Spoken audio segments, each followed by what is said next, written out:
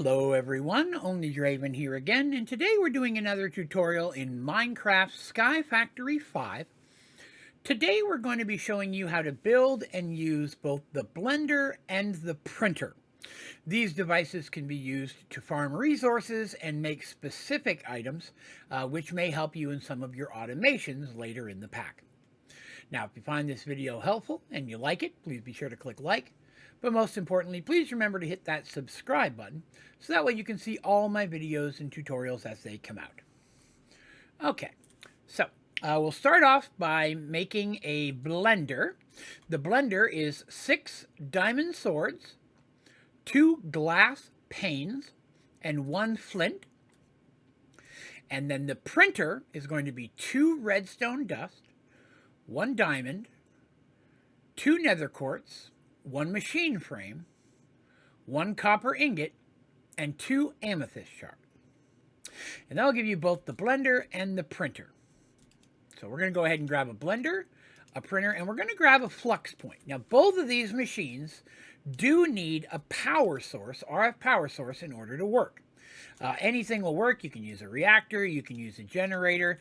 In this situation, I'm just connecting it to an active flux network that I already have, but any RF power source will run these devices.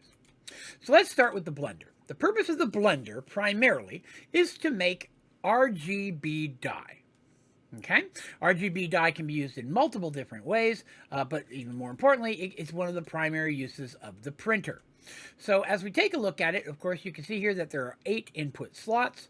Here's our power source and the ability to lock those input slots. So we're going to start by grabbing ourselves some red, some blue, and some green dye. Okay, if you take red, blue, and green dye and put those in any of the input slots, that's going to make you RGB dye. RGB dye has multiple uses, and there's different ways that we're going to use it in this tutorial. Now, these aren't only the colors that you can use as a combination. There are other options as well. You can also, instead, put in black, yellow, magenta, and cyan, and that will produce 4 RGB dye per cycle because you're using 4 different dyes. So that's 7 different colors of dyes you can use to make RGB dye. But those are still not the only ways to do it. So you can go in, and there are other recipes as well. You can use the same color combinations, but in saplings, red, blue, green, or cyan, magenta, yellow, and black. You can also use apples in the same color combination to produce dye as well. So, of course, many of these ways you turn them into dye themselves, but if you have automation or your farms are going on, this is a way you can use up old saplings and apples that you may not need in order to continue making the different RGB dyes. So the blender is going to provide you those dyes. And if you want, you can go ahead and put all of them in there, and it's just going to go ahead and keep farming those. It's going to work just fine. Okay? Now we're going to take those out for a minute because we're going to use them again. Okay? Now, the purpose of the printer is to take that RGB dye and provide you resources. So if you put RGB dye in the printer, it's then going to process that into different types of items. Ores, amethyst shards, you get stones, you get flint, you get diamonds. It is randomized, so you're not sure what you're going to get from each cycle, but each RGB dye will give you one item from a specific pool. We could take a look at that pool here. Now, when we look at the printer, we'll see different recipes. For just a moment, don't worry about any of the ones that don't show RGB dyes. So this one, RGB dye, can give you copper. RGB dye can give you andesite pebbles. It can give you raw tin. It can also give you quartz, nether quartz. It can give you coal. It can give you draconium dust, something that's very hard to get in many different playthroughs and different mod packs. So that's an easy way to get draconium dust before you even go to the end. So the RGB dye will convert into useful items that you can then use. And you can use an extraction cable, pull these into a chest so you don't have to worry about it clogging up or anything, or run it right into a storage network. It's very easy to do, but you're going to be converting these. So let's take these out for a second and take a look at one other thing. So instead of using RGB dye itself in its regular form, you can form them into blocks, which is just 9 RGB dye. Okay, so take an RGB dye. 9 RGB dye will give you a block of RGB dye. So if you put in RGB dye, you have the exact same summon pool, but instead of getting a single item, you'll get 9 of them or a solid block. So instead of a redstone, you get 9 redstone in a block form. Instead of 1 quartz, you got 9. Instead of 1 block of raw zinc, you got a block. So if you want to speed up the process and get it into larger quantities, you can run it through as a block of RGB dye. Again, you'll get the same resources as you would from just a single piece of dye. It's just going to come through, you're processing it faster and getting it in larger quantities. Now, we'll pull those out as well. Now, as I mentioned a moment ago, when we're looking at the printer, we looked here, there were also direct recipes. So here it says if you put 7 cyan dye and 1 green dye inside of your printer, it will produce an ender pearl. Now, why would you want to do that? Because that's the exact same recipe that you could just put in a crafting table and make it the same way. And that wouldn't require any power. It's just as quick, right? You could do a whole stack of them in one shot. So what would be the purpose of using the printer? Well, most importantly, it's going to be automation.